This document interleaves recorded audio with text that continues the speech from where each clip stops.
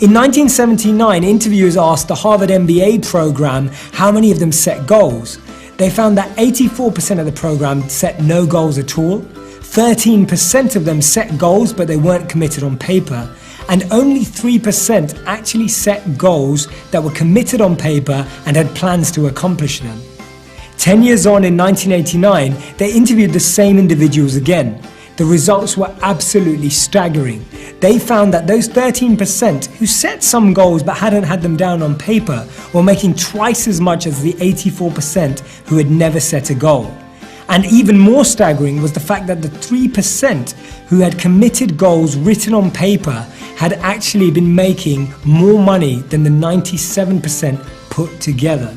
Today's session is all about how you can make those goals. I'm going to share with you 3 questions that will help you reflect on the goals that maybe you've already set for the new year, or maybe goals that you're about to set.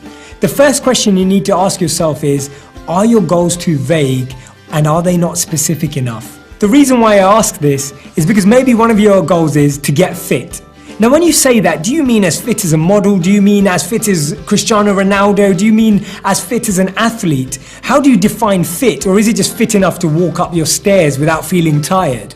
Becoming more specific about the goals you want to achieve means that you're more likely to understand how much planning is involved in terms of time and resources and how you're going to make it fit into your incredibly busy week. Try to make your goals as specific as possible. The second question you need to ask yourself is, are your goals too grand to be achievable? Now, I'm a big believer in defining your destiny and reaching and accomplishing your goals, but Bill Gates said a fantastic piece of wisdom that I want to share with you. He said that actually people overestimate what they can do in 1 year and underestimate what they can do in 10 years. We always feel that we can make a bigger change quickly by impulsively acting rather than building blocks that will actually be great foundations for future success.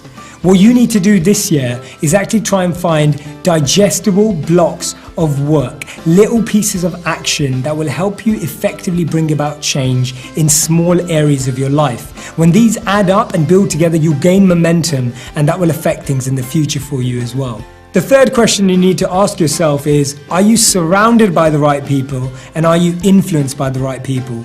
If, for example, your goal is to give up chocolate, it won't help if you work at a chocolate factory, you live next to a chocolate manufacturer, your best friend loves chocolate, and you're making chocolate cake on the weekends. It's just not going to be possible. You need to be spending time with people who have the same goal, but also people who've achieved that goal and made it into a habit.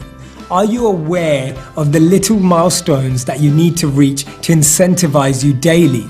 We need to feel inspired by our goals every day, and if you're feeling that your goal is too far away or a tangible outcome is in too far a distance, you need to make it closer. You need to be noticing and observing the small things, the small changes that you can be grateful for that you see every single day or every single week. Make sure you know your milestones, otherwise you're going to get lost. A goal without a plan is just a wish, and Tony Robbins said that setting goals is the first step in turning the invisible into the visible, and therefore you really need to write your goals down.